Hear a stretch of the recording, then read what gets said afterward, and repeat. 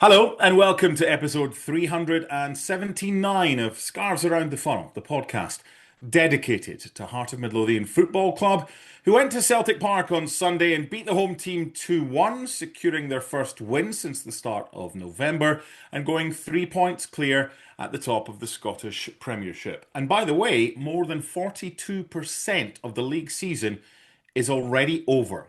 I'm Mark Donaldson, joined first this week by a man who I assume is a lot happier with what Derek McInnes had to say after the win at Celtic than he was with Dell's comments following the 1-1 draw with Kilmarnock last weekend. Hello, Mr. Scott McIntosh. Oh, sorry. Is that me? Yeah, sorry. I'm playing online Connect 4 and I'm currently being beaten by a guy with a username, the Nonce. That's a Oof. bit of a strange username even for online. Yep, sorry about that. Wow. You're putting it Yep, right at the how we start. doing? Fine. Yeah, I couldn't Good, resist that, yeah. eh? I feel like just about everyone else in the media has commented on this bloody board since yesterday. And as much as I've got a little bit of sympathy for him, I think the chances are you probably won't see it again. At least not with those counter colours anyway. Very staunch looking counter colours that he had on that board as well, which probably didn't Yeah. help him.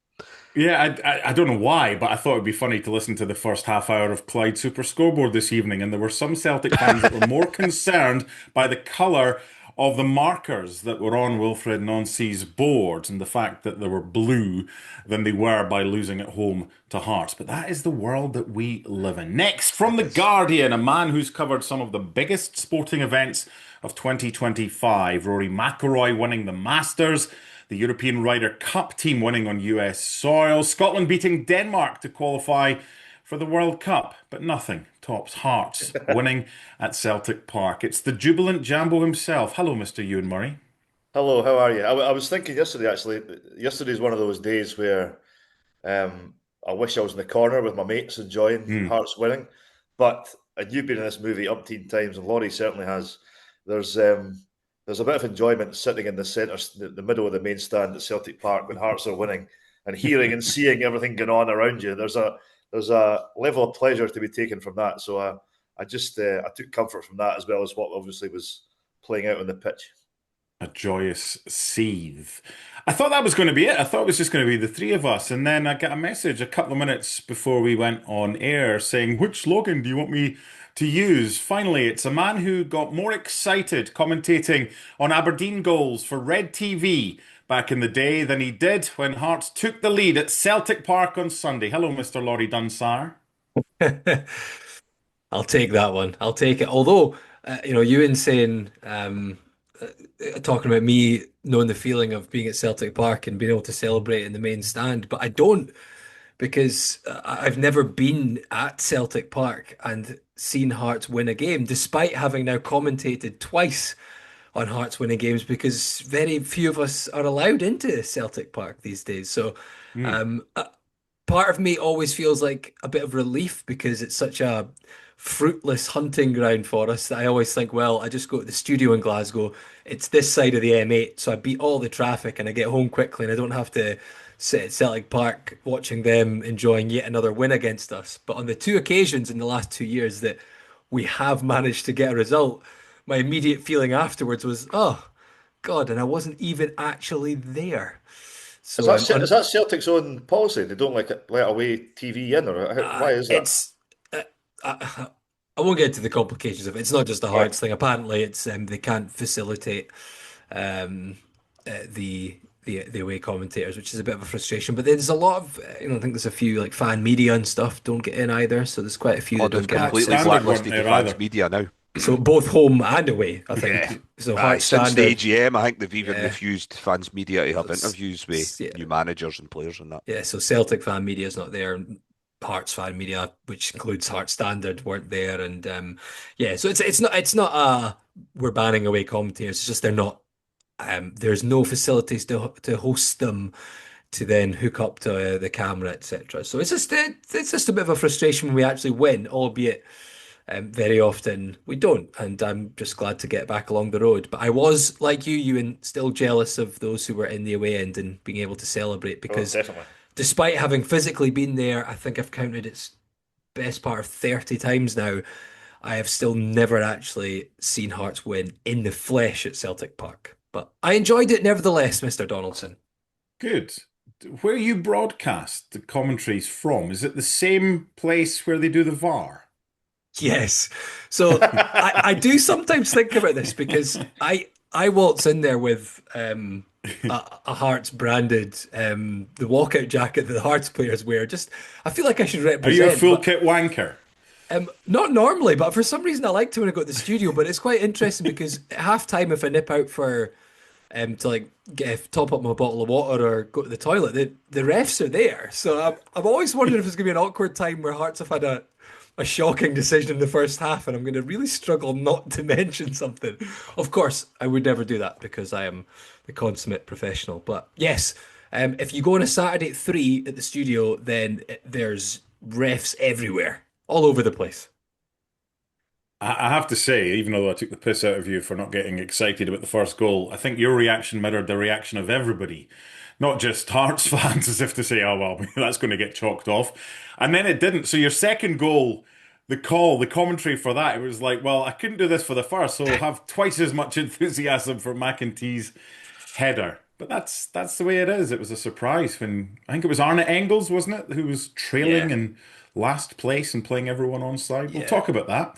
We'll yes, we will. dissect the fantastic 2-1 win at Celtic Park. First time Hearts have won away at Celtic and Rangers in the same season since 85-86. We'll also talk about players playing in their favoured positions. Who'd have thought that would get results? And also Derek McInnes. We'll discuss his start to the season, especially with Scott and Ewan, who prior to him coming in were yet to be convinced. Let's see if how Hearts have started the season has changed the minds of Messrs McIntosh and Murray. You're listening to Scarves Around the Funnel, sponsored by Forrest, Hepburn and McDonald Signs, who've been offering creative sign and print solutions since the 1950s. So, in the build-up to Sunday's top-of-the-table clash at Parkhead, Celtic supporters held a protest demanding a change of board. New boss Wilfred Nancy brought one with him for the first game in charge, and their fans still aren't happy. But that was us last week, not happy after Hearts conceded very late against Kilmarnock at Tynecastle, dropping 2 valuable points. So before we get stuck into the game at Celtic Park, I'm going to start this week by reading out an email we received last Wednesday from Graham, who says, "The blip has turned into a slump, albeit not of Naismith proportions. I couldn't agree more with Scott's criticism of the team selection versus Motherwell, and I was looking for significant changes this week. To be fair, McInnes did select a left back at left back and a right back at right back, which is progress, and we did look a lot better, especially down the left side. I was surprised Magnuson kept the midfield berth instead of McIntyre. To me, the big surprise was Alan Forrest starting ahead of either Braga or Kerriota. He doesn't really bring much to the team. I'd like a glass of whatever Magnuson had at half-time. He was far more effective in the second half. Devlin was magnificent throughout. Milne had a good game. Shankland was class with his goal. Then the sub, Spittle doesn't look fit. It weakened the team, adds nothing going forward or defending. I'd also question why Borch was hooked. It was an unnecessary defensive move and it seemed to encourage Killie to come forward. Overall, another missed opportunity against Kilmarnock. And now we head to Parkhead. What could possibly go wrong? Cheers, Graham." Now, the reason I read that out there, most of what Graham said was covered by Scott and myself on last week's episode. But the point I want to discuss is how quickly things can change in football. Drawing games at home that we expect to win, then winning games away that most people think that we wouldn't. If Hearts fans were offered 4 points from Kilmarnock at Tynecastle and Celtic at Parkhead, pretty sure the majority would have been reasonably happy to take that beforehand. Just didn't expect that set of results in that particular order. So, Ewan Murray, how has the narrative of Hearts' title challenge changed over the past 7 days? More broadly, I suppose what yesterday did was it removed that bubble has burst sense that was obviously pretty obvious and pretty prevalent over the last few weeks. I was actually more relaxed than most people about the results leading up to Celtic, and I wasn't as concerned as others, and there was 2 reasons for that. One, I didn't think the results themselves were that bad. They should have won in Aberdeen, missed so many chances, and to my mind still had a Stonewall penalty denied.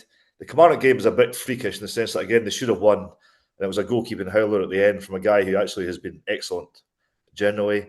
Dundee United, they didn't play well, but it was still a draw. And Motherwell, I think a 0-0 draw at Motherwell in context of how they're doing is actually a decent point just now. Mm-hmm.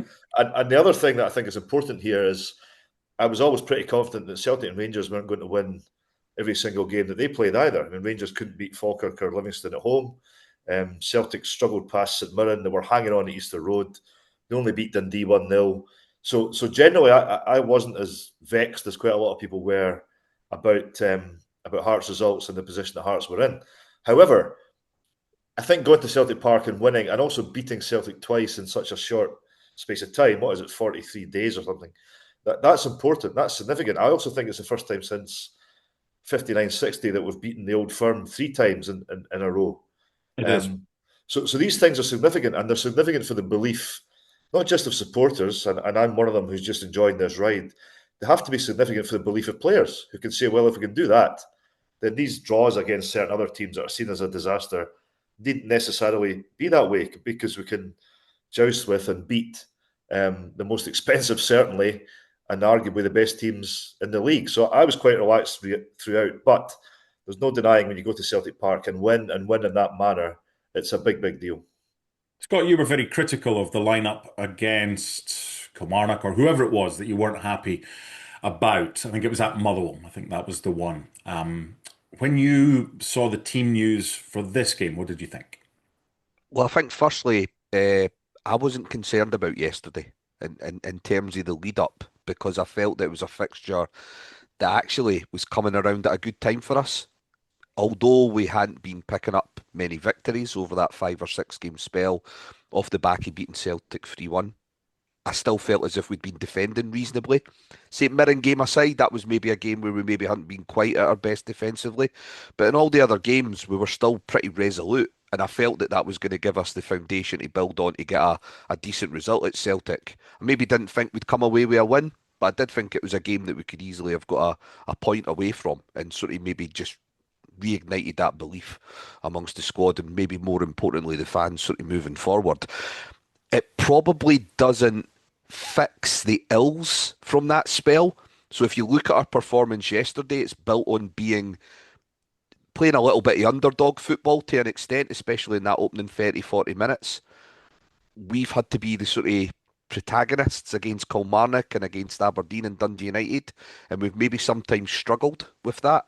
I think a lot of it just comes down to maybe just poor decision making and sort of, taking the right decision in the final third. But that's still something we'll need to try and correct and rectify. I think yesterday's result is a great result in isolation. I think going back to Ewan's point about it being the first time we've had that 3 game sequence against the Old Firm in, over 60 years, it's probably a great result in context of trying to redefine the brand of the club moving forward in terms of being a club that wants to be at the top and challenging for things year on year. But in terms of this season, I think there's still going to be a little bit of fine tuning to try and figure out what's went wrong over that sort of 4 or 5 game spell. Is it just a case of waiting on Chesnikov coming in and bringing a bit of balance to the right hand side, which then takes away a bit more responsibility that I think's been on the likes of Kizadidis and Milne on the left over the last few weeks? Then that might be the case. But it was a great result.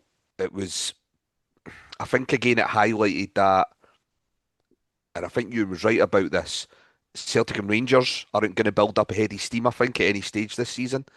And I think whoever wins this league, I think it's very possible that they end up on fewer than 80 points. 75 to 79 points could win you the league this season. And when you look at where we are just now after 16 games, I think we're on course to be at least up there and in the running come sort of April and May time. Laurie, you've already explained that you commentate not from Celtic Park, but from a warehouse or whatever the heck it is with the referees. So it's not as easy to just call down or speak to who you speak to before a game at Tynecastle or whatever and say, right, what shape are we playing? How did you find out what shape it was? Because when the team first came out, I was pretty happy with it if it was a 4-3-3, but there was always the chance that it might be a back 3. WhatsApp generally with with all the Hearts staff on site to try and ascertain the team, which is sometimes straightforward, sometimes less so. Thankfully for this one, it was pretty clear how Derek was setting up. Not in terms of immediately seeing the lineup, but most people had been briefed on how they were setting up, and I was quite pleased when I learnt that. I think when I saw the team, I was a bit apprehensive that we might be playing a back three with the personnel we have out there, especially we still don't have anyone really to naturally play on the right. I think McIntyre's done a very solid job at times at right back, right wing back. It just hasn't really worked. And I put Steinwender in that category as well. He is naturally a centre back. I've actually quite enjoyed him at full back, but again, right wing back, it's probably asking too much of him. So I was quite pleased when I learned it was a back four. I've been keen to see more of McIntyre in the centre of midfield. I think in all competitions he'd only played 4 times actually midfield from the start for us this season, and about 15 I think it was at right back or right wing back. So I was keen to see him in there, and it gave us quite a solid base. So I was pleased with that. And I think the interesting thing was the unknown here about Celtic, and Derek McInnes highlighted the fact that it made it quite difficult to prepare for the game because Wilfried Nancy was coming in, and everyone's seen how well documented his 3-4-2-1 is. Everyone felt he would come in and do that. I was hoping he would. I'm not going to lie; it would be insincere of me to put myself in the boat of Scott and Ewan and say that I wasn't too bothered about yesterday in terms of I was quite comfortable. I was not confident. I thought we would lose. That's the way I was looking at it. But I think I said to you, Mark, before, my 5% optimism of the game certainly went up to at least 6 with the thought of he might come in and try and shift things around too quickly. Martin O'Neill did the sensible thing when he came in. He took over from Brendan Rodgers, maybe because he knew he was interim boss, but he came in. He didn't make any drastic changes to how the team set up.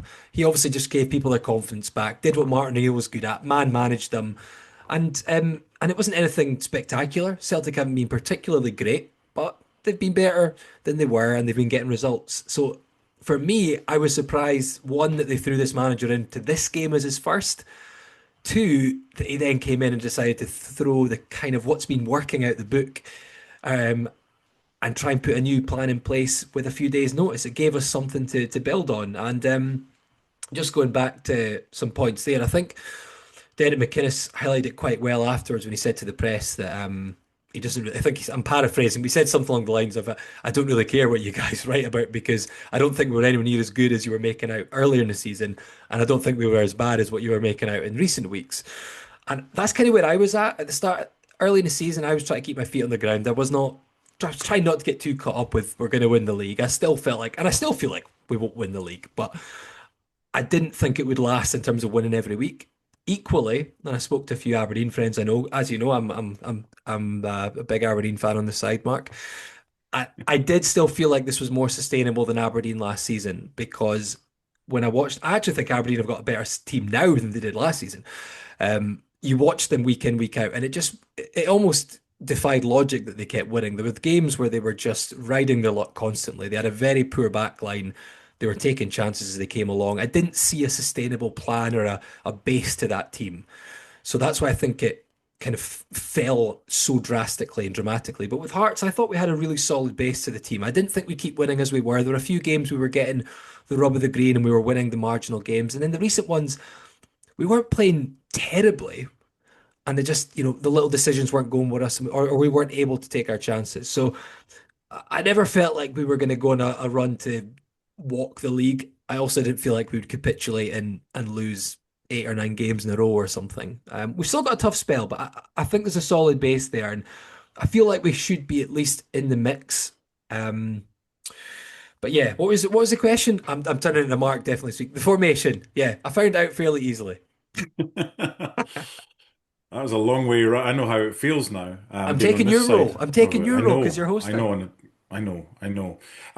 Based on what Laurie's just said from Derek McInnes' comments, Ewan, he didn't feel they were as good as their position was in the first 11 games where they were top, but didn't feel they were as bad as the results of late.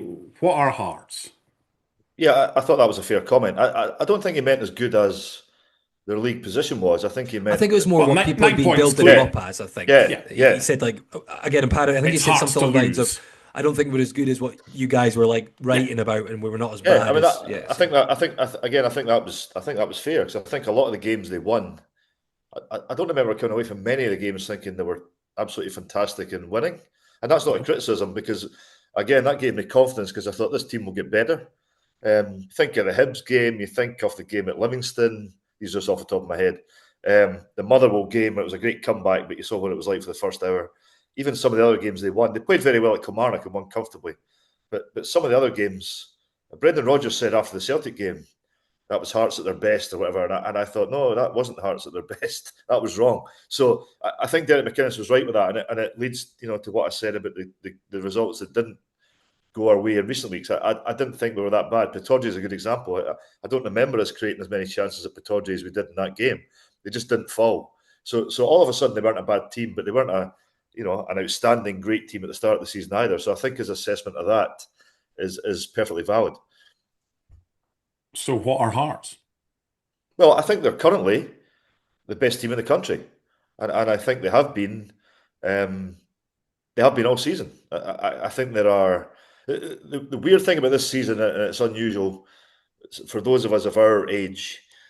Whenever Hearts have had a very good team, Celtic and Rangers, or Celtic or Rangers, have been very good in opposition. Yeah. You're facing a strong team, at least one team in Glasgow. Even 2005-06, Celtic were a very good team. I don't think that's the case here. I think both Celtic and Rangers are unconvincing. I think this Celtic managerial hire could go any way. I'm not going to write the guy off. That would be silly. But I would have concerns were I a Celtics fan about how that's going to go. Were I a Rangers fan, I would definitely have concerns about the squad. And so do the club, obviously, because they've bulleted the sporting director who assembled that squad. So we're in kind of uncharted, strange territory. And I think it's perfectly valid to say, as you said, Mark, it's 42% of the way through the season. But we can't keep saying early days, long way to go, etc., etc. We're now a good bit into the season, and I think over this stretch, and it's not the key stretch, there is so many games to play, but over this stretch, Hearts have been and are the best team in Scotland. I think the thing that sums it up, sorry, Ewan, was the fact that we've actually got 2 more points at this point after the same games played as Aberdeen did last season. Aberdeen were 9 points behind Celtic at this point, with only 2 points less, and we're obviously 3 points ahead of them. So whatever you think of the comparison between Aberdeen and Hearts, and I think there is a big difference, but at the same time, the problem for Aberdeen last season, the big problem at that point was Celtic were just, I think they only dropped points with that draw at home to Aberdeen. Well, Celtic don't, I know they have injuries, but I looked at that Celtic team yesterday and a bit more broadly at their squad. Over the last decade, really, Celtic have had at least one player, occasionally more than that, who are worth a lot of money, big on-field assets. They don't have that anymore. No. Who is going to pay 10, 12, 15 million pounds for any player? Celtic paid what, 13 million for Arne Engels. And I've never understood that. So that and it's not for this podcast, obviously, but there's a broader discussion about how on earth Celtic have got into this position from a team that did so well last season in the Champions League. But that's what Hearts are dealing with, and it's not to diminish what Hearts are doing or to undermine what Hearts could do, because you're still talking about a Hearts team who has a left back from Partick Thistle, Oisin McIntosh was a free transfer from Walsall, Braga, we could go through it where these players have come from. What Hearts are doing is fantastic. I'm only making a point because I think it's an important one that Hearts have a big opportunity because Celtic and Rangers are not nearly as strong as we would think they ordinarily would be. Yeah, for a team like Hearts or a provincial side to win a league out with one of the behemoths, look at Leicester. You need 2 things to happen. You need to hit an unbelievable run of form, but you also need that one of your strengths is your opposition weakness. And in that case, not just Celtic or Rangers, it has to be both. And that's the way it is right now. And Ewan's just talking about where Hearts have sourced their players from. But Scott, you can talk about Celtic signing Arne Engels for 13 million and maybe getting a bit more in because they're selling players for more and so spending a bit more. Hey, on a lower scale, as you for Hearts, and they might be spending more money in January or next summer. There's no guarantee that because you spend a lot of money on a player that player is going to be any good. No, and I think the recruitment for last summer and the potential about what's going to happen this upcoming January. This was a point we were talking about last last week after the Motherwell game. We were trying to talk about why we were still in a good position. And I felt that just having a bit of continuity with the manager, even although Derek's only been in the door since May, I think would be a big factor in us still staying in this race. Even although we were going to have these blips and we were going to hit these little sort of speed bumps along the way. And I still think that about January. I still think we'll get our business done reasonably early. I think a lot of our work will have probably already been done, barring any special situations or injuries or suspensions that come along in January. I think you'll probably see most of our business getting done at the beginning of the month, whereas Celtic and Rangers, I think they will be looking to do deals throughout the whole month.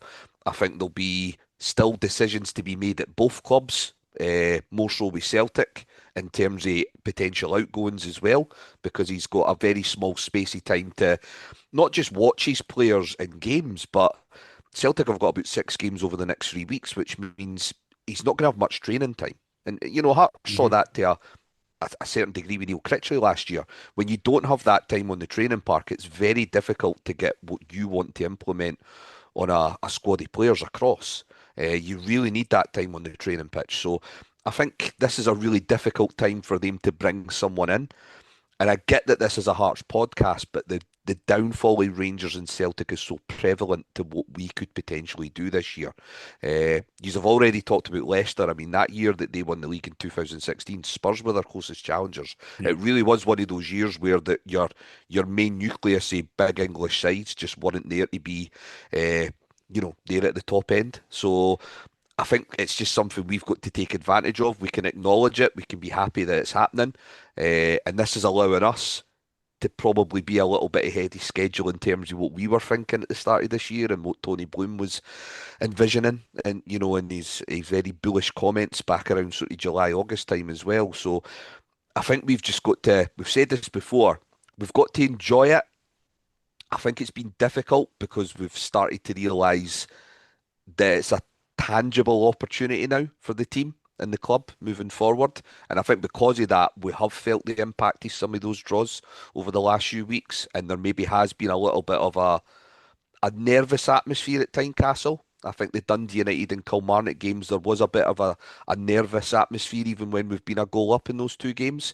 So hopefully yesterday will sort of kickstart again. We're not at home again now for another couple of weeks, but if we can get a good result against Falkirk at the weekend, then hopefully the fans will sort of bring that noise that we had against Celtic a few weeks ago, hopefully. And Rangers is a good fixture for that to be our next home game. Hopefully the players are still sort of buoyant after what happened yesterday. Given what happened against Kilmarnock conceding late, if Hearts had lost at Celtic Park, Scott, and it would have been 1 win in 7, I sensed from some of your comments last week and how frustrated you were at some of Derek McInnes's comments about his Motherwell team selection, that there might have been an implosion this week from you, but we won. So how fine is the line between riding the crest of a wave and not getting too disappointed? Say, for example, we don't pick up all 3 points at Falkirk. We can't be on the edge all the time this season. No, but I think that's something that we as fans are probably learning at the same time as some of the players are. I think we are in reasonably strange sort of situations as Hearts fans. It's something that most of us have only experienced on a handful of occasions, being in this situation come Christmas time or close to Christmas time. So I think because of that, you will get knee-jerk reactions from football fans, and I'll include myself in that at times. For me, the issue was I felt that he was overcomplicating things, and I felt that he was weakening 3 or 4 positions just because he was maybe unsure about one player in the squad. And I felt that was a very... I just felt that was a needless reaction to that. I get that Borchgrevink clearly isn't someone that he sees as a long-term option moving forward. And from what I've seen for Borchgrevink, I can see the reasons for that. But I felt to sort of weaken 3 other areas of the park at times over the last few games to prove that point was just a little bit needless. And I didn't feel... I was unduly concerned about yesterday. I just was. I just felt that it was a good opportunity for us because, and this is the thing, at the start of the season, quite rightly, all the focus has been towards Braga, Kizadidis and Shanklin being that focal point for the team. But I think what we've now noticed over the last few weeks is that Craig Halkett, Stuart Finlay and Cammy Devlin are going to be just as important to that, because if we keep being as resolute as we are just now as a defensive unit, we're not going to lose games. Okay, there'll be the odd game where it doesn't work for us in the final third and we might have to take a point, but we're not going to lose many games this season when you look at that spine of the team. And if we can keep that together, we should still be there or thereabouts over the coming months. After the win at Rangers, Derek McInnes with Milne at right midfield kind of thought, oh, this works. And then he played the same lineup for a number of games after that, even against Falkirk at home, which we won 3-0, and then Hibs at home. Has he now stumbled upon a formation, a 4-3-3 with players in the right position, Laurie, that you would expect him to start that lineup against Falkirk? Or, as we were discussing in our WhatsApp group this morning, with Kizaridis and Devlin booking away from missing the next match, which would be Rangers. It won't be Hibs if they're booked in the Rangers game, it would be Livy. Does he look ahead and think, well, they're going to pick up a booking at some stage, so maybe I'll rest them against Falkirk? What do you think? It's a really tricky one, because I think one thing that Derek McInnes will do is he'll play the team that he thinks has the best chance of getting a result in a particular match. And you're right, he did almost stumble across a system that worked very well and then consistently got some results. But I don't think he'll be afraid to switch things up if he feels that a change is necessary because the opposition have maybe different threats or because the opposition have maybe different weaknesses. I like Steinwender at right back has been my big frustration, and that's kind of what Scott was alluding to as well, in terms of I think McEntie's done a really solid job there. He had a really good few games there, but I felt teams were starting to kind of pick on the fact that he isn't a right back, and his deficiencies there were starting to be laid bare. And actually, we were starting to mess around with the team to the point where actually we could have been done with McEntee in the centre midfield, but instead we had the centre midfielder at right back. So we're then playing players who aren't natural in centre midfield in central midfield. And it just seemed the whole balance of the team was off because of one position, which is why I think Borchgravink's not set the heather alight for me. I think he's looked fine in certain games, so I would have much preferred to have a right back there. But for a defensive game, it makes sense for me to have Steinwender there, especially with Kizaridis in front of him. So I really like that balance, because you've got Milne on the left with someone who's not going to hug the wing in Braga, so Milne can get up and down. And on the right, you have someone who maybe will be more attacking in a wide area, and Kizaridis, and you've got Steinwender behind him, who's more naturally defensive and more naturally won't kind of bomb up and down the line. So I did like the balance. Whether he'll go with it against Falkirk, I'm not so sure. Me personally, because Devlin has been absolutely sensational, I am worried about him missing the likes of Rangers, but I'm also wary of underestimating a team like Falkirk. And you don't put a player in because you're worried about a potential yellow card, and you lose that game, and suddenly you're up against it. Then going into the Rangers game, even though he's maybe available. On the Devlin thing, there's quite an astounding thread on Kickback. I've not really gone into it, but it was titled something along the lines of "Cammy Devlin, is he the issue?" And everyone's obviously entitled When to was this dated? Sorry, when was this? Recently, like All in the right, last okay. few weeks. I thought it was maybe something like it was an old thread and something. No. I think it's literally the last few weeks, and Right. quite astounding for me. Like I didn't get into it. I don't want to read comments that'll just annoy me, so I didn't get into it. But I can't see. I think Cammy Devlin has been our best player this season. I think he's been absolutely fantastic. Even Scott Brown praised him yesterday in Sky's coverage. And it's one of these things where, yes, Cammy Devlin cannot shoot. He is not good. You don't want Cammy Devlin in front of goal, bearing down with a chance to shoot. However, if Cammy Devlin was lethal and could hit the back of the net within 20 yards of goal, he would be nowhere near Hearts, because his role that he plays is fantastic. And one thing that Scott Brown also highlighted was actually he is developing, because he's always been a great ball winner. But if you look back 3-4 years ago, his ability on the ball was really bad. Like his passing was almost every pass went back the way. He was wayward. He was very rash with what he did. But I feel he's getting a real composure about his game as well, in terms of his decision making,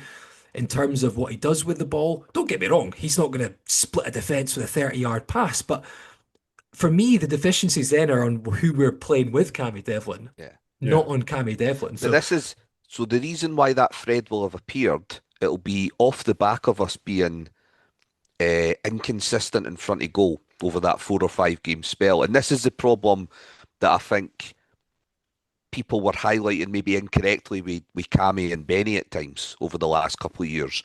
They weren't looking at the root of the problem. They were looking at those two and saying, where's the goals? But it was like, well, you don't have to worry about that if you've got more pace, more power, more physical, maybe more aggression up front. The problem is we didn't have that to a degree, especially last season. So that just puts a bigger spotlight on what Cammy and Benny maybe don't offer in midfield. But I think when you've got the balance throughout the rest of the squad, then it's a question that never gets raised, and it's probably just reappeared because people have come off the boil, whether it be Braga or Casaridis over the last few games, or even Shanklin to a smaller degree. And then it goes back the way again. We then start looking at, well, why is this happening? Why are they not performing in front of goal? And it's like, well, they're just going through one of those spells. But instead, people look at the midfielders and we start asking questions. You guys like Cammy, who you've rightly said, Laurie, he's been far and away our best player of the season so far, especially in terms of consistency. So we had a three-man central midfield. We've spoken about Cammy Devlin. Ewan, I want you to talk about Thomas Magnuson, and Scott, you can then follow speaking about Oisin McEntee. Derek McInnes on Thomas Magnuson said yesterday, we've asked him to play a wee bit higher and annoy the life out of McGregor today and run off him and try and get in the box and carry a threat. He was brilliant. He covered the ground. He's athletic. He has great feet. To which Ewan Murray simply replied, this guy is mustard. Well, it was me that asked him the question in the press conference because I thought it was his best game. It was noticeable that he played higher up the pitch, and it was slightly self-indulgent because I've had arguments with friends about Magnuson. I think Magnuson is going to be an excellent player. I like so many things about what he does, and maybe more importantly, people who know far more about football than me think he's an excellent midfield player who's going to get better and better. He just has to get up to speed with the pace and the intensity of Scottish football, and that's fine. That's an adjustment. But I think I thought he was, as I say, I thought the second half against Kilmarnock actually played well, but Celtic Park was his best performance, and I think he's a player who will get better and better and become very important in the Hearts midfield. And it links to a broader point about. I agree. I heard Scott's comments about the recent team selections, and I broadly agreed. And listen, I've complained about Hearts team selections all my life, but I do think in this context, I would give Derek McInnes a bit of slack because he's dealing with a lot of players who have come from completely different environments, and adjusting to Scottish football is not easy. Magnuson's one of them. I think ordinarily you would just put him in the midfield all the time. He probably wasn't equipped to do that when he came in, and hasn't been until recently. You know, I think I was certainly thinking, why is Kurjota not? Kurjota plays this wondrous cross against Hibs. Why is he not playing in the wide right to put balls in the box against the likes of Kilmarnock and Motherwell? Again, it will just be taking him time to adjust to Scottish football. And I think we're in new uncharted territory in terms of how Hearts are signing players. And it's hugely exciting, but it's going to take a bit of time to evolve. And there's an adjustment there, including for Derek McInnes and the coaching staff with a lot of these players. So while, you know, I raised eyebrows and I thought the right back thing was problematic, including because, as you touched on, I thought McEntee would help the midfield, as I think was proven yesterday. I think there are reasons beyond the simple thing of McInnes not fancying a player or not wanting to play a certain system as to why certain people weren't in the team. I think there's an adjustment level across the whole club in terms of how we deal with Jamestown, use Jamestown and use Jamestown's players. And I think that's been going on alongside what is obviously a hugely impressive start to the season. But Magnuson, though, I think I've been screaming about him for a while, and I'm pretty confident I'll be proven right that he'll be a terrific midfielder for Hearts. Now, McIntosh on McEntee. Yeah, I think firstly it was good to see him playing in midfield. It's something I've been calling for quite a while. I just felt that he does give you a bit of drive coming through the midfield. He's a bit more capable of being a bit of a ball carrier compared to maybe some of the other options that we have on there. I think his inclusion in that position, though, again, it highlights what Derek McInnes done really well in terms of second guessing what Wilfred Nancy was going to do with his team selection and go with 3-4-3. The problem that Hearts have had against Celtic, even at stages in the 3-1 game in Tynecastle, was when Celtic would play with that sort of flat midfield three, and they would be so fluid in their movement in terms of on and off the ball that it was very difficult to sort of go man for man. But now that they've sort of went to this 3-4-2-1, their midfield four are kind of like a box and they don't really move to the same degree. So it was a lot easier to put Magnuson on top of McGregor and then ask McEntee to sort of almost play man for man on Hatate at times. So I think that change helped us yesterday. I think that's been not just for Hearts, just difficult for most teams coming up against that midfield three at times over the last few years. But he was excellent. And it was really good to see him get a goal because he has been one of the unsung heroes this year, because I would agree with the other guys that he's filled in well at right back. Right wing back's obviously just a step too far for him, but he's done really well at right back. I felt that there's been a couple of games recently where positionally he's been found wanting a little bit, but that's not on him. It's just learning a new position. But I think that was good for him to get into that team in that position where I think most of us want to see him, and it was some header for the goal as well. Just the fact that he's almost running away for goals when he's able to get that much power on it as well. Regardless of whether the keeper could do better or not, it's still a great header, and he was excellent. I want to see him try and keep a place in the midfield moving forward.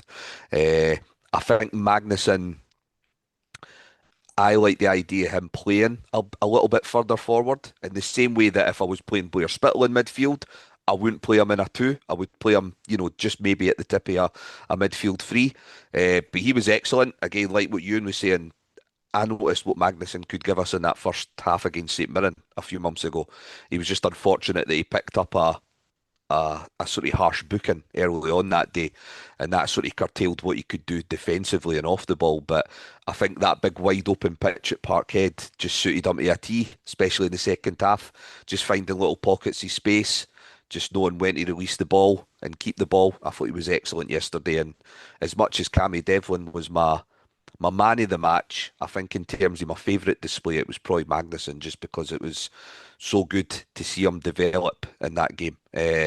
And when it comes to playing a midfield three, I think he'd be a really good option in that more advanced role, because he supports the front players as well. He's been a bit unfortunate with a couple of headers recently. I think he was getting harshly criticised for the one on Saturday, but if you watch the replays, I think it takes a nick off the Celtic player's head just before it lands on his. But yeah, I think there's more goals and there's more to come for him as well. Yeah, Derek McIntosh said that after speaking to him afterwards, and he'd mentioned that there was a little bit of a touch from Scales that put him off. We will talk about the main incidents at Celtic Park and the Hearts goals after these. You're listening to Scarves Around the Funnel, brought to you by Forrest Hepburn and McDonald Signs, who've been offering creative sign and print solutions since the 1950s. So it was a slowish start, Laurie, to the game. The tone of your commentary in the first 20 minutes didn't really get much higher than normal commentary voice, I suppose. You did have a couple of close things for Celtic to commentate on. Probably should have scored. Maeda, and then Tonekti cutting inside on his right foot. And Swallow saving. What was it you thought happened that saw Hearts get into the game, and probably first half hour, 27 minutes, the first 1-2 that we had between Milne and Braga that forced a corner? What changed for you from Celtic's possessional dominance at the beginning to Hearts getting a foothold in the game? I mean, Celtic did start with a decent intensity, to be fair. You could see they were trying to buy into a new system, and Hearts were trying to, I guess, see how it was going to pan out, and we're largely playing with the game in front of them. You've got Yang and Tonekti, as he said, either side, and while it gave Celtic plenty of options going forward, it certainly didn't seem like the right balance in terms of players you'd want to play those roles when you're out of possession. Fortunately for Celtic, in that first half hour, Hearts didn't have much possession. I think the big thing for me, and I can't pinpoint a key turning point as such, but it was just Hearts' use of the ball when they got it back. I thought Hearts were brilliant throughout the game off the ball.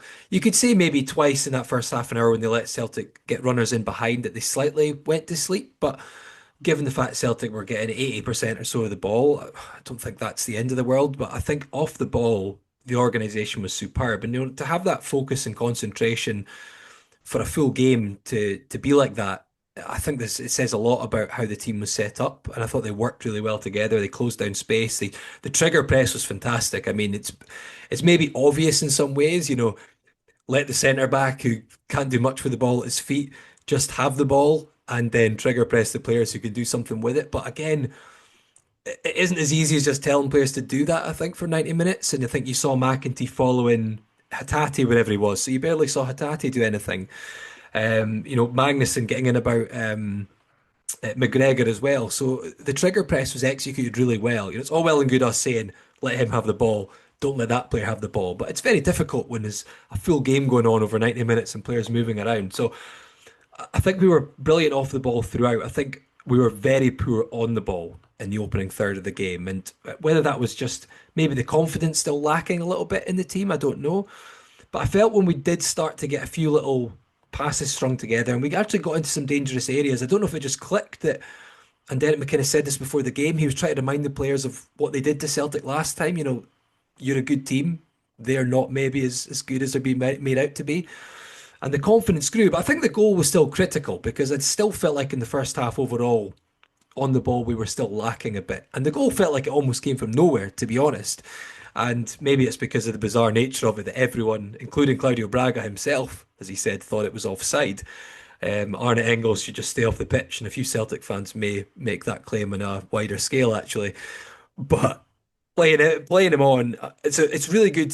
It's a really good example of playing to the whistle. But that goal certainly changed it because in the second half, I thought it was a really different Hearts team. Yeah. Although technically the second half we actually drew the game, I thought we looked far more controlled on the ball, and I actually thought for large parts of the second half, we looked a slightly more dangerous team. Celtic looked like they'd ran out of ideas, especially after the second goal, whereas Hearts, I kind of felt like when we got the ball back, we could do something here. Magnuson was getting a bit of joy. He was playing some neat passes. Kizariris was cutting in from the right, causing them problems. And Shankland, I thought, was really good. Again, despite maybe not having a big chance in front of goal, but he worked very hard. He played a few good balls that I thought players could have been a little bit more switched on to. So I think it was just getting the confidence back that we're a good team on the ball. But maybe it's a fixture like Scott was highlighting that actually suited us right now because we weren't the protagonists, Yeah. and Derek McInnes is good at setting up a team to be well drilled, to frustrate. And I think one of the things I loved, and there's so many good memes out of Sunday, and look, maybe many of them will come back and be switched around like with the Ange Postecoglou, we never stop once. Maybe, and I don't doubt that Wilfried Nancy is a very insightful, intelligent coach, but getting a wee tactics board out and moving them around and constantly calling your players over. Maybe in the playbook style in America with their sports, I don't know if it translates better. Mark, you'll know better than I will, but It's perception though, Laurie, isn't it? it's also the fact that you can see the wonderful shot, and it was highlighted on Heart Standard as well. That you see Derek McInnes just peering over when he's trying to give Tierney instructions, and I'm pretty sure right after that, McInnes just chucks on another defender. And it's almost like if you've spent all this time moving your wee bits around on the board and explaining what we're going to do to break the lines and change that, you've got a McInnes type who probably just looks at it and goes, get warmed up, we'll stick another player in there. And suddenly you've got to go back to your wee bits and move them around the board again. And also, it was highlighted by a Hibs fan on Pie and Bovril, I noticed. Why has he got the goalkeepers and the referee on there as well? I mean, is that key to what he's moving around? Anyway, it was, as I say, maybe we'll come back and bite everyone who has a laugh about it long term, but the optics were quite amusing. And it was just a game where you can move your wee bits around the board all you want. Derek McInnes had a very well-drilled team out there, so it just felt like no matter how many times he moved those pieces around on Sunday, he wasn't going to find a way through, albeit they got that wee goal at the end. Ewan, I thought we looked far better when we were braver on the ball. The first half wasn't great for the majority of it, for both sides. The ball was like a hot potato. But when we got the ball down and we had options and we played it forward, leading up to our goal, Shankland to the byline, cutting it back from Milne. I don't know what he's thinking. He probably thinks that Braga's offside. He swipes it. Braga's in there, pushes doesn't push McGregor. It's a good challenge, and then he scores. But we seemed to grow in confidence before that goal that, hey, this isn't a great Celtic team as you were talking about earlier.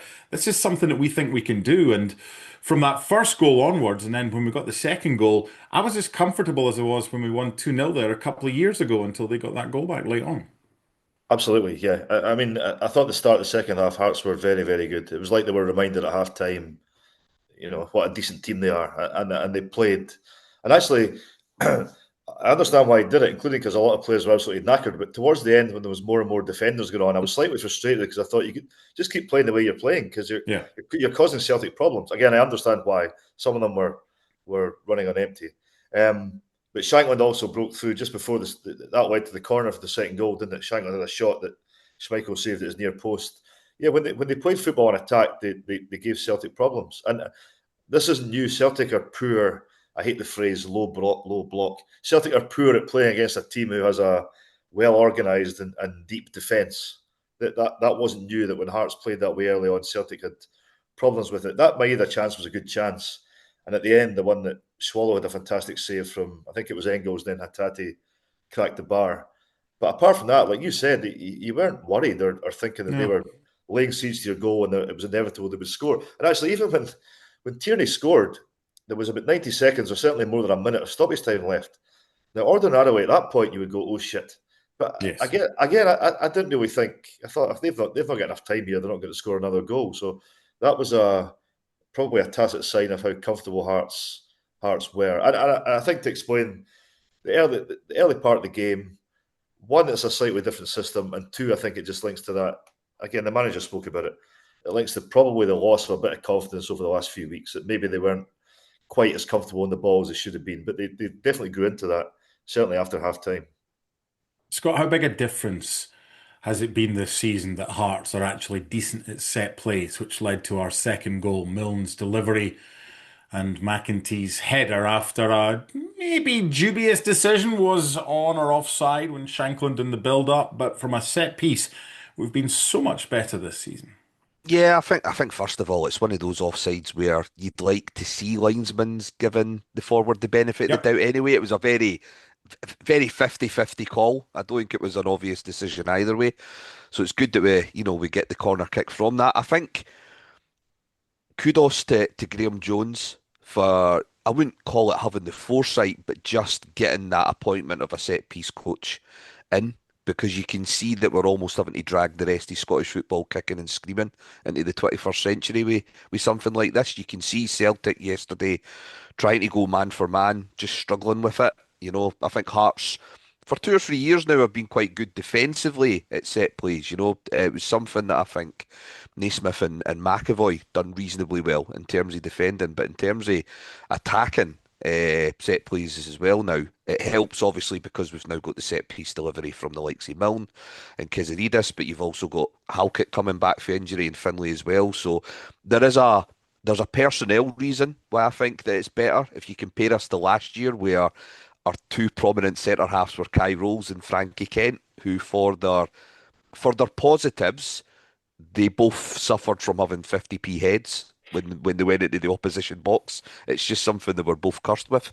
So that's helped. Personnel's helped. Bringing in a set piece coach has helped. And again, other teams just being a little bit slow to it and just not realising that this is a big part of the game now. Not just in Scottish football, you're seeing it becoming quite prevalent down south. There's a lot more direct football, set piece play, long balls. Arsenal have been sort of at the forefront is some of that set piece stuff now for a good 2 or 3 years. So it's good to see that we're on board with that, and that's something that should continue throughout the season, given the options we have. Steinvender's another one when he plays. He's a good option in those scenarios as well. So He we're was terrific. He was terrific yesterday, wasn't he? I thought he had a fantastic so game. good. I really like Steinvender. Yeah, I've really felt sorry for him because I think the sending off in the semi-final last season, it was just bad timing for him because we yeah, then had the change of management. Liam Fox came in. We done well to just sort of, get through that last 4 or 5 game spell in that season. And then he obviously found himself a little bit out of the picture because Halkett came back for injury and we signed Finlay and that as well. But Steinvender would easily walk into most teams in that league. He's got a yeah. really good mix. He's got a good turny pace. Not the most physical, but enough to sort of do well in this league. And actually, positionally, he's very good. And he's actually not bad on the ball. Not brilliant, but he doesn't, you know, he He doesn't doesn't rush things, does struggle. he? He doesn't rush things. No, Kind in of thinks fact, about it. I quite like if you sometimes when think he's. back to that little cameo he has against Hibs, that spelly play comes from Steinvender being quite good in possession in those sort of last 5 minutes. So yeah, I'm glad to see guys like him and that come in and get a start and do really well.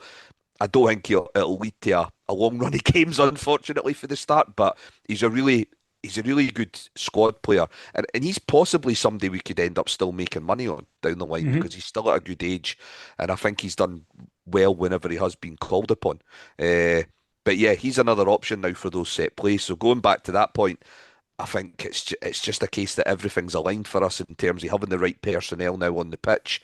Then obviously additions to the backroom staff, and then obviously other teams just being an absolute shit show defensively. I mean, Rangers still defending set plays. They still haven't even remotely got to figuring that problem out that's been with them since the start of the season. So again, a bit like everything we've discussed tonight, these problems aren't going to fix themselves mid-season. The problems that our rivals have will persist, I think. And again, it's just something we've got to take advantage of. And another reason why, even when we go through these little slumps, I can't see us losing many games. I think, you look at the set plays as well, the corners especially, sometimes keeping things simple, albeit they'll work on things, they'll work on movement, they'll work on how they're delivering it, but getting a corner into the box to players who can attack the ball, it's always a big frustration of mine. And you could hear the Celtic fans' frustration at a few of their corners, one in particular where they were struggling to create chances. They got a corner, they played it short, they knocked it around out wide, and eventually just rolled the ball out of play. And obviously they've got, Celtic haven't got as many threats as us, but they've still got a few big players. They've got Trustee and they've got Scales who could come forward, and just no attempt to get the ball into the box. And it was always a big frustration of mine when teams try and maybe overcomplicate something like a corner and go short and work out wide. And sometimes you can get a better angle at it, but I think the way the game was going, it just summed it up. I thought Celtic tried to play corners short, and one of them ended up just getting rolled out of play for a goal kick. Whereas get someone who's got a good delivery on it and Harry Milne whip it into the box with pace and get it attacked by good players in the air. And sometimes football is a simple game. Play to your strengths and do that. So I was quite pleased. I've been delighted with how we are at set plays because, like many Hearts fans, it's been a big frustration of mine for years at just how poor we are at just actually getting the ball into the box. 7 minutes after we went 2-0 up, it was something I was thinking about, Ewan, because Harry Milne was booked after 36 minutes, and with Stephen Kingsley on the bench, you know that Milne's going to miss the Rangers game now because that's his sixth yellow card of the season. The bigger concern is that he picks up a second yellow card and Hearts are down to 10 men. So it was no surprise when he was replaced by Kingsley in the 71st minute. McCart came on for Kizaridis. Then Kent for Halkett in 77, Kabori for Braga, and then Borchgrevink for Shankland. Bigger picture here is the strength of Hearts' bench, being able to bring on players each of them would think will feel hard done by that they weren't starting the game because they feel that that's what they should be doing. They're capable of doing that. And it takes me back to the Celtic game in December 2023 when we won there by 2-0 for the first time in about 15 years. We brought on Toby Sibbick, Macaulay Tate, Kenneth Vargas, Barry Mackay for Stephen Kingsley, George Grant, Aidan Denham, and Alan Forrest, and then Halkett in stoppage time for Nathaniel Atkinson. That could be worth a few points to us this season, our strength and depth. Barry Mackay's still not signed for any other club, is he? Is he just No. retired? I think so. That's I've not even incredible. heard stories of him being on trial with anyone or even No. training with anyone. Ah, remarkable. Sorry, that's a tangent. The other thing Fits is in nicely on this show. Tells you how much he was earning at Hearts every week. Doesn't he work Unfortunately. again? You've reminded me about Cammy Devlin's booking, which was absolutely ludicrous. I think Wasn't Milne deserved to get booked, but Devlin did not. And then I subsequently saw the kick that Maeda had at Jamie McCart, which was completely ignored. Anyway, sorry, you didn't ask me that either. The strength of the squad, yeah. I mean, essentially the squad is too big. I mean, I think there will be some players coming in January, but I think there has to be a reasonable focus on getting some out. Look at guys who are not involved yesterday. Birmingham is injured, Aju's injured, Wilson's not in the squad. There's more off the top of my head that I can't think of, but there's players, Kurjota, who I mentioned there. A lot of guys not even quoted. Obviously, Kabore will go to the African Cup of Nations, so that will free up a spot in terms of a forward. But yeah, the squad is very, very strong, and that's again part of the reason I've got give Derek McIntosh huge credit for the job he's done. Is I don't think this is very easy to manage when you have a lot of new players and a lot of existing players who are decent players, but essentially with the recruitment tools that Hearts are using, they are saying we are giving you better players than this now. The squad is going to change, and the squad is big. It probably isn't very easy for a traditional manager to preside over all that, and I think he's done a very, very good job because the atmosphere in the squad seems to be excellent. I didn't mention goalkeepers. How many goalkeepers have we got? 7, 8. We need to trim that down as well. So yeah, the squad is big, the squad is strong, but I think it's probably too big, and I think that should be a priority in January. Just slim that down a little bit, and we'll still have more than enough in reserve to get through the season. It's a good save by Swallow, isn't it? To deny. Brilliant save. Was it Engels? I think it was Engels. I mean, I felt so sorry for him in the Kilmarnock game because he's been fantastic, and at Motherwell he was fantastic, and he really hasn't made a mistake, and to lose that equaliser probably summed up the way things were going at that time. But what a response in terms of how he plays. Just he wasn't called upon much at Celtic at all, but when he's called upon with that big moment, he produces a big save. Bigger picture, Scott, is something we spoke about on the pod last week. I asked the same question earlier to Ewan. We're more than 42% of the way through. This is a tough month. We've got Falkirk away on a Saturday night, Rangers at home, Hibs away. Then you've got January fixtures to come as well. What should the expectation now be among Hearts supporters? Laurie was talking earlier about how he still doesn't think we're going to win the league. It was crisis mode if we don't beat Celtic or don't get anything at Celtic Park after dropping points against Killie and Motherwell and Dundee United and Aberdeen. But we go and beat Celtic. So where are we right now? What's the proper narrative rather than the false narrative? I think we're still in the same spot that we were prior to the Celtic game, really. I think it's just that we're all hitting those extreme highs and lows per game. But in terms of where we are as a club, I don't think that changes that much. I think, we've all mentioned this at one stage or another tonight, because of the way that the league is, in terms of you can sort of look at this from one or two different angles. You can look at it in terms of the regression of two clubs, or you could look at it in terms of certain other clubs becoming a little bit more competitive, and therefore everyone's kind of slitting each other's throats. At the start of the season, it was everyone dropping points through draws. Now it's certain teams maybe just struggling to put a run together. I think because of that, we're going to get chances even when we inevitably hit maybe another little blip in form over the coming months. So I don't think too much has changed off the back of yesterday in terms of the longer picture for the season. It's just put the fans on that big high again, and the fans are now starting to enjoy themselves, which they maybe hadn't been doing maybe since the Celtic St Mirren games. I could sort of feel there was that expectation in that game against Dundee United where we didn't particularly start that game really well. We get a little bit of fortune with the goal, but you never felt like the team were overly comfortable that day. And I think that sparks a little bit of a nervous nature in the fans, and then it just transfers through between the two, doesn't it? It's not really anyone's fault. It's not a fault of the fans to feel like that. I think, as I've said before, this is new territory for a lot of Hearts fans, let alone some of the players, and I think that's a bit of a learning curve for everyone. But in terms of where we are now, we're just in a position of strength. Again, if you think about, we're only 3 or 4 weeks now away from January. I do think we'll obviously bring in Chesnikov, we know that. I do think we'll bring in a right back at the very least, and potentially another forward on top of that, as well as maybe getting 2 or 3 off the books, even if it's just loan deals that are maybe just, on the periphery of things. If you think of the likes of Khartoum, potentially Kabangu, Alan Forrest, those types of individuals. So I do think there'll be a little bit of movement both ways, but I think we're doing it for a position of strength, and because of that, I felt even if we'd lost yesterday, we still would have been in a reasonably good position. We maybe wouldn't have seen it that way in the immediate sense. But I still think long term over the course of the season, we were still in a decent position. It's just yesterday's just gave us that bonus and that boost. He's still being ahead of Celtic. Even, I mean, Celtic's game in hand, I believe, is away to Dundee United next week, which Yeah. isn't going to be an easy game for them. I think And they Dundee don't play this United. weekend either. Yeah, I think Dundee they're both United are playing. a strange team. I think they're set up well for these types of fixtures.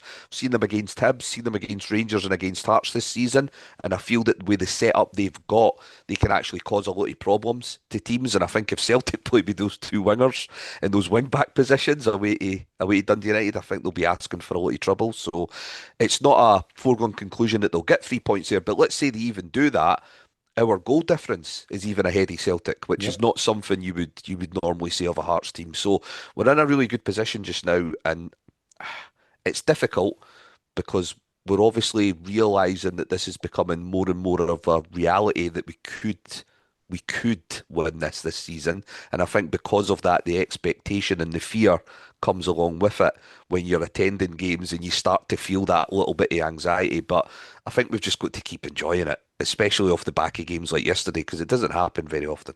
Mark, I think the big picture, I think the important thing to remember is that Jamestown, going by available evidence, it'll take 12 to 18 months for Jamestown to really bear fruit. So this is actually the start of a journey, which I'm hugely excited about. And I think, again, on all available evidence, should be hugely successful. Now, Jamestown was involved last January, but with a different manager, it was kind of rushed. I wouldn't class that as being fully involved. I think the summer was the real start of that. So we're so early in this process. So when you speak about the big picture, and it's maybe why I'm more relaxed about a few poor results in inverted commas, I think the big picture of the club is taking off and heading to some really exciting places. And we're so early in where this Jamestown journey is that I think it's fine to fully enjoy this while it lasts, while also recognising, things are going to get better. They're not going to get worse. You're listening to Scarves Around the Funnel, sponsored by Forrest Hepburn and McDonald's Signs, who've been offering creative sign and print solutions since the last time Hearts won the top flight. Before we end with previewing the Falkirk game Saturday night under the lights, I'm going to throw in one for each of you. And it's this question. I'm going to start with you, Laurie. Same question to all three of you. Which current Hearts player, when sold, will make the club the most money? You starting with me, are you? Oh, Yes. that's a good question. Yeah, just- Just have to point out, Forrest Hepburn McDonald's Signs have been going since the 1950s. It was technically into the 60s when we last won the league. So Just. they were still going then. Don't be a pedant. What player will make us the most money? This is deflection. This is getting you more time to think about it. I was just trying to Very buy good. a I'm little glad bit of he's time. doing this. I need the time as well. Ooh, that's an interesting one. Uh, Forward players tend to dictate higher transfer fees, so I think it would probably be a forward player based on who we got just now. So you're probably looking at. I'll go Alexandros Kiziridis. An exciting attacking player. Tends to be the ones that will dictate a bit more in the transfer market. I think he's been slightly doubled up on, which is why he's not been quite as effective recently. So yeah, under pressure for this one, but I'll go Alexandros Kiziridis. I think he's got a gradual step up from a level slightly below Scottish Premiership. He's now performing at this level. I think he'll probably kick on again. I think he's good on the ball, and attacking players, like I say, do tend to dictate higher transfer fees. We signed him for very little in the end. It wasn't a free transfer, that one, or was it a free transfer? I think it was a couple Yeah. $100,000, or was it free transfer end of his contract?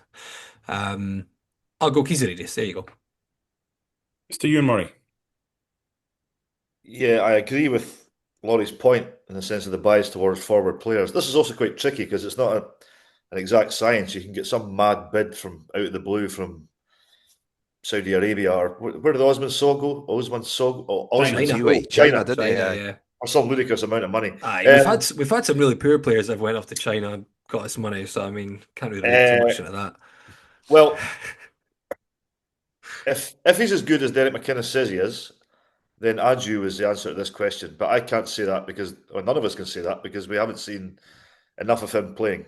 So Depends I'm how we're going to, quantifying as well, I suppose, because he did cost us almost 2 million. well, yeah, but he could go for a lot of money if he's. I mean, Derek McIntosh seems genuinely excited about how good a player he is. So he would seem an obvious answer. However, I'm going to die on this hill. I'm going to stick with my Thomas Magnuson prediction. I think he's going to emerge into a top class midfield player, and I think I'm being a bit bold saying he's going to sell for more than Braga or Kizaridis, but I'm going to stick with it. Magnuson is my pick. Mr. McIntosh. So Magnuson was one of two players that came to mind when the question came up because I'm thinking his age. So he's 2 or 3 years slightly younger than Kizaridis and Braga, I think. So Yeah, he's fair. got Yeah, a he's little bit 23. more time to develop in Scotland.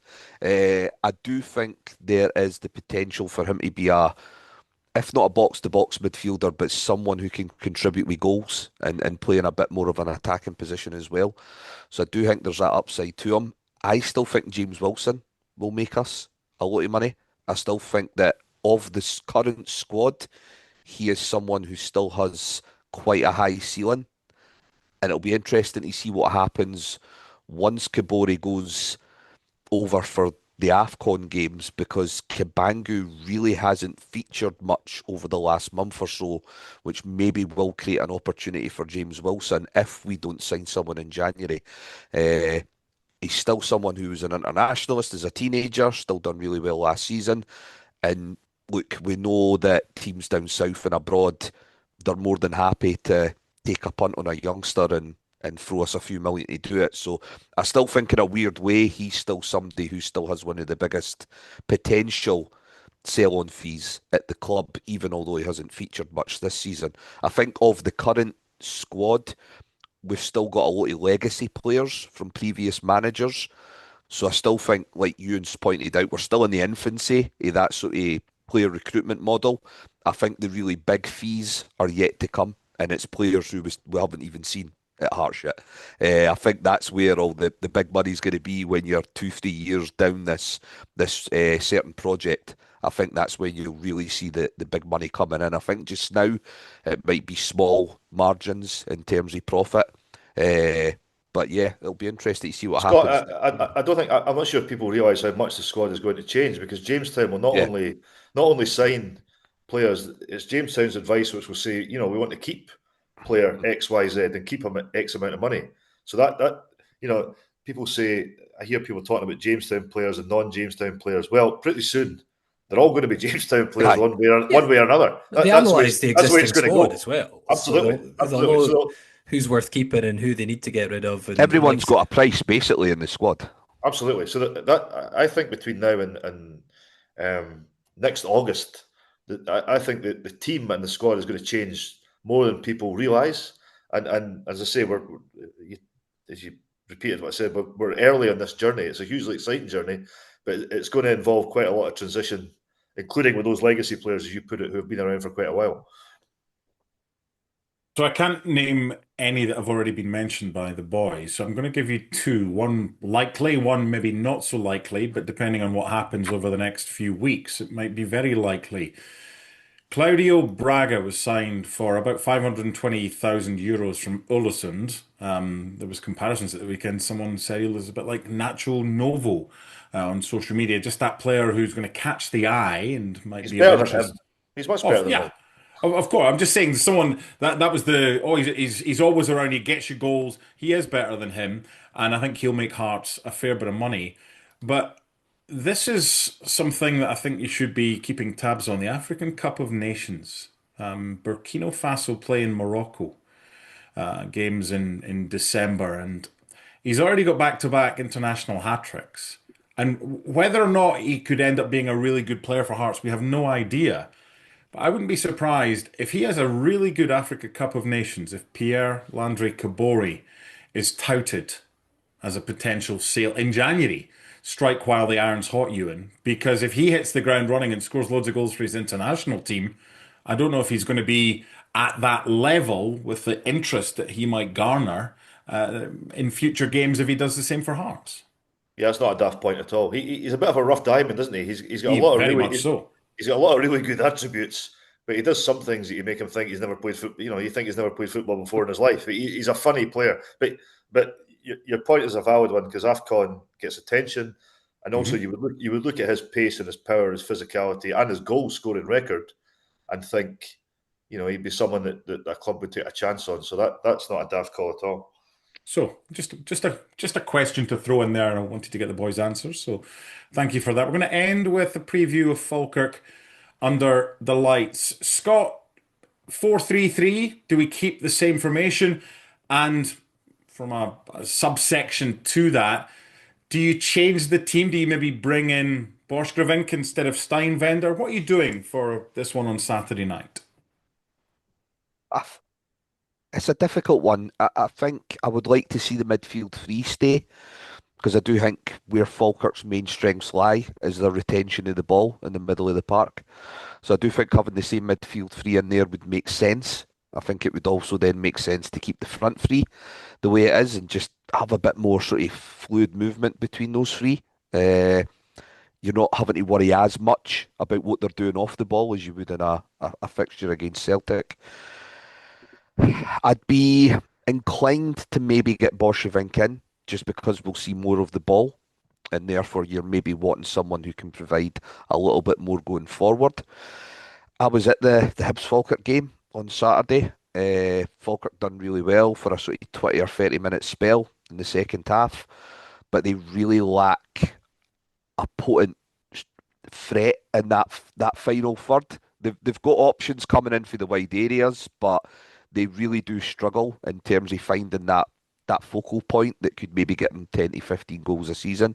So for all their good play, I've still got a funny feeling they're going to tail off at some stage because I don't see how they keep spreading the goals as much as they have done up until this point.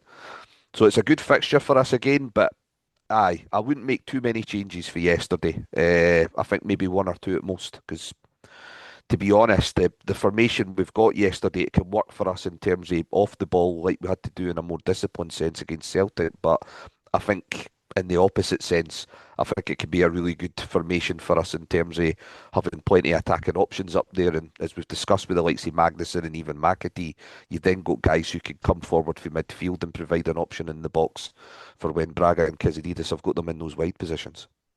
Ewan. Yeah, I would leave the team alone, even just from a attitude, mood point of view. When the team's gone and had a good win, I think you just leave it. But this will be a hard game. Falkirk are very good at home. This is just in my mind, and it might be wrong, but I don't recall us winning many games at that Falkirk Stadium. I don't remember us winning many games at Brockville either, including obviously two infamous ones: the 6-0 and the cup tie under. The cup tie. That was horrible. The 4-0 when Colin Samuel scored a hat-trick. Yeah. They're the two games that are in my mind. But the new stadium, I know we haven't been there that much, but I don't think we win there very often. Won three of the last four. Oh, there you are. See, I was talking shite. When was that, though? So there'll be the infamous Marshall Langer debut for Hearts, yes. I think was Daniel that was the 1-0 cup tie. Yes. Won the cup, won comfortably in the Championship in 2015. Top flight games. Top flight games we've struggled. They are. I wasn't talking complete nonsense. We won the last time we were there in the top flight. Yeah, we did. December 2009. Michael Stewart's penalty, 1-0. 16 years ago. Yes. That long ago. Well, they've been elsewhere. When did we last lose in the top flight there, though? It was before. Well, we lost against them in the cup. The League Cup, 2008. I thought you were specifying it was in the top flight. I know, but we were in the top flight then, and they weren't. They beat us 4-3. I'm just trying to. We also lost. We lost. Stephen Naismith's team lost there in the League Cup at the start of last season, didn't they? Yeah, we lost by 2-0. Right, Dylan Tate after Ethan 7 lost changes. his opener. Blame Naismith for that. Anyway, okay, so my perception of that is wrong. I just regard it as a tricky place to go. I think John McGlynn's an excellent manager. To be fair, they have only lost once at home in the league this season. That was their first home game. I agree with Scott. I think they will have an issue scoring goals, and it should be a game that we want to go there and win. But I just think it will be tough. And I think I read Claudio Braga saying it just before I came to speak to you guys that the old adage, there's no point going to Celtic Park and winning and then giving away 3 points at Falkirk. You just have to keep it going, keep riding the wave. And if they do that, then the Rangers game Is at that the old Tynecastle. adage, is it?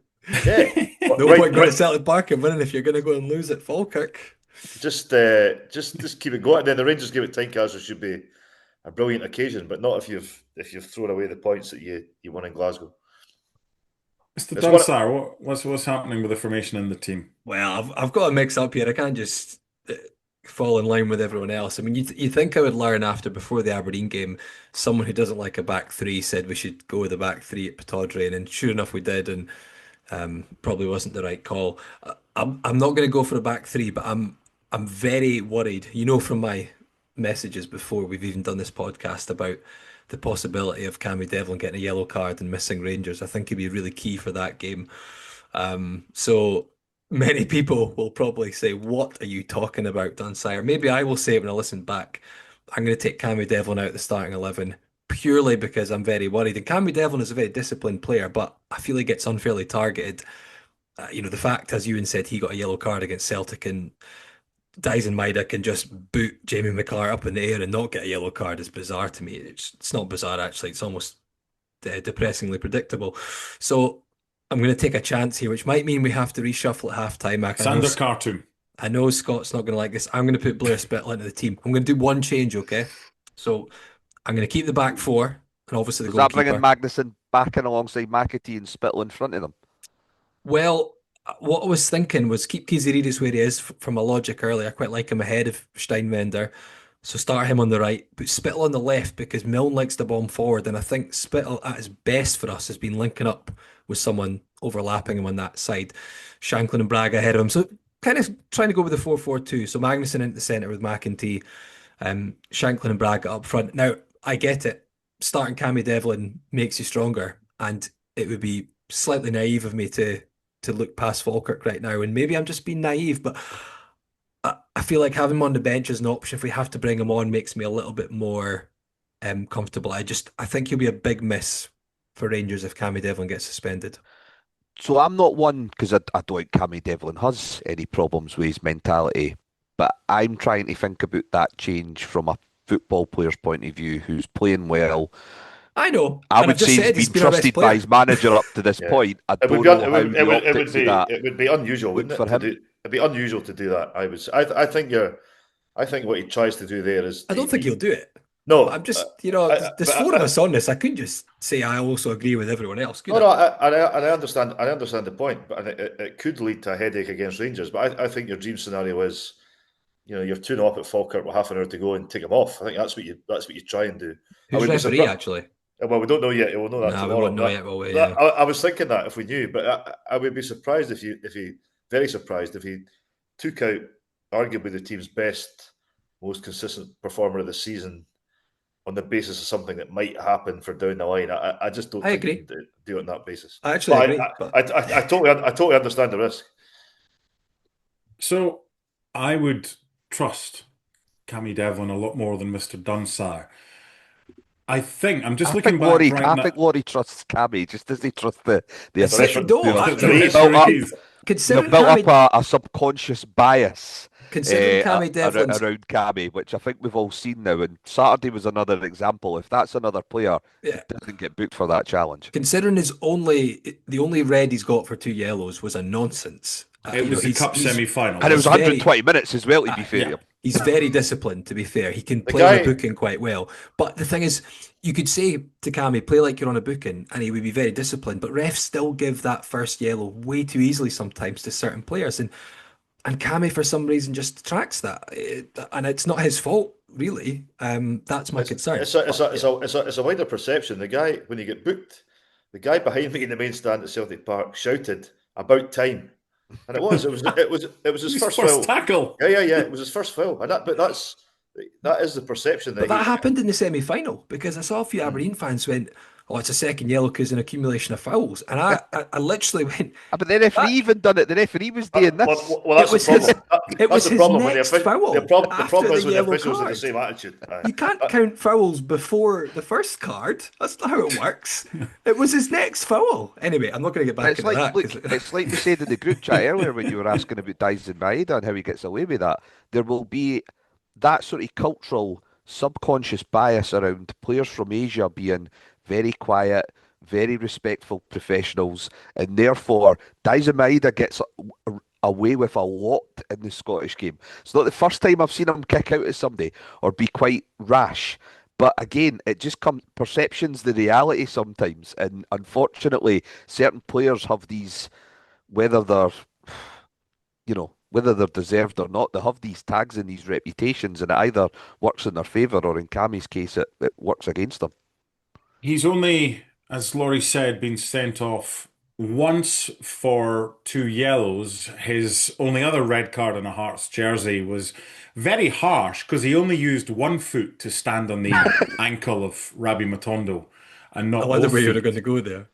Yeah, it's the old Ali Mauchline against Hibs at Easter Road back in the day. So I would do same again. And the only thing I would maybe tweak would be Steinwender replaced at right back by Borchgrevink. But as the boys were saying earlier, I thought Steinwender was good. So we've seen Derek McInnes after the Rangers game think, well, hey, if it's good enough to win at Ibrox, then let's do it again against Falkirk. So guess who's next after Celtic Park? It's Falkirk. So I'll predict the same lineup for Hearts. I do need predictions for scorelines and scorers. Let's start. I started with you earlier, Laurie, first for the question, and I ended with Scott. So I'll start with you, Scott.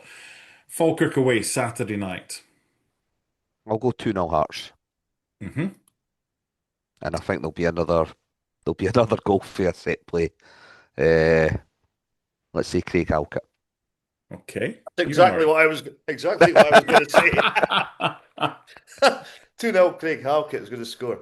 Okay, no, I'll stick with 2-0 and I'll say, but I'll give you the second scorer. I'll say Halkett and I'll say my man Magnuson is going to score. 2-0. Okay. Laurie Dunsire. Just because we have such a good record there, I'm thinking I'm going to go a repeat of the same scoreline last time we were there in a league game, albeit the championship. We won 3-0. I think it's going to come together nicely. We'll win 3-0. And since I've tipped him as the potentially most valuable player that we have, Alexandros Kiziridis is going to move on his right foot edge of the box and slam it into the back of the net. So a Okay. Kiziridis goal and a 3-0 Hearts win for me. And I still Cammy can't. did. I can't believe that's 16 years since we've played a top flight game there. That's wild. I can't believe it's that long. I understand Mm. why. It just doesn't seem like that at Fifth, all. yeah, almost 16, yeah. Yeah, last time we lost there, I can't remember the game. Scott Arfield, last minute, 2-1 after Neil McCann had opened the scoring and Michael Stewart equalised. You remember that, Scott? Yeah, I remember that game. Aye. Okay, so we'll not talk much more about that. We had a bad spell. I remember going there. It was a Monday night game towards the It end of that was. 07-08 season, and it was a Monday night game, and it was like Gary Glenn and Callum Elliott playing up front, and then one of them got injured, and That wasn't the McCann and Arfield game. That was the one no, before that was with the one Scobie and before it Finnegan. when Yep. Chesnowski scored for us. Yep. Hmm. Aye, it was just I've not got too We many good also, memories we for there. also this is a sad memory, but we played the other day. Phil O'Donnell died because I remember just GFK moments. I remember getting on the train at Falkirk and getting a text message to say Phil O'Donnell had collapsed on the pitch at Motherwell. That was Falkirk. We played there. That would be Oh, that was when Palazuelos scored there. December 2007. 7. Seven. Aye, It that's was, right. yeah. Aye. That, I think that sticks in your mind. That we played there that day, definitely.